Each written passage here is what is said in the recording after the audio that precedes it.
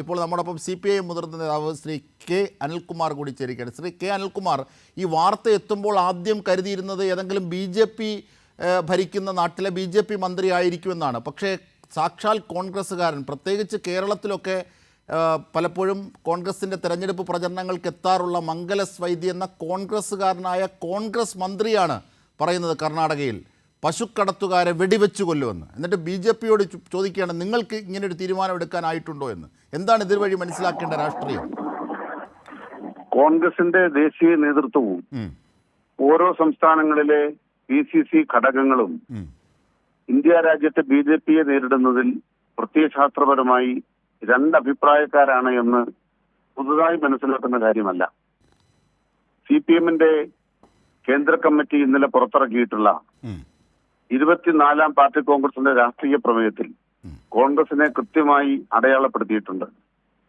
അത് BJPക്കെതിരായി ഒരു ദേശീയ രാഷ്ട്രീയത്തിൽ മതനിരപേക്ഷ രാഷ്ട്രീയം അല്ലെങ്കിൽ മതേതര രാഷ്ട്രീയം മുന്നോട്ട് വെക്കുമ്പോഴും ഹിന്ദുത്വ രാഷ്ട്രീയവുമായി വർഗീയതയുമായി അത് സന്ധി ചെയ്യുന്നു എന്നുള്ളത് CPM ശരിയായി ചൂണ്ടിക്കാണിച്ചിട്ടുണ്ട്.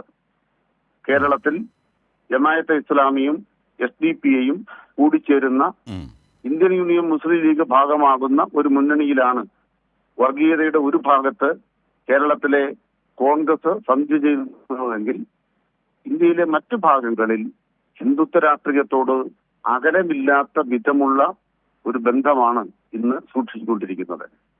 എങ്ങനെ ഹിന്ദുത്വ രാഷ്ട്രീയത്തിന്റെ സമ്പർക്കങ്ങൾ ഉപയോഗിച്ച് BJPയെ അതാത് സംസ്ഥാനങ്ങളിൽ മറികടക്കാം, ഇതാണ് അവര് ചിന്തിച്ചുകൊണ്ടിരിക്കുന്നത്.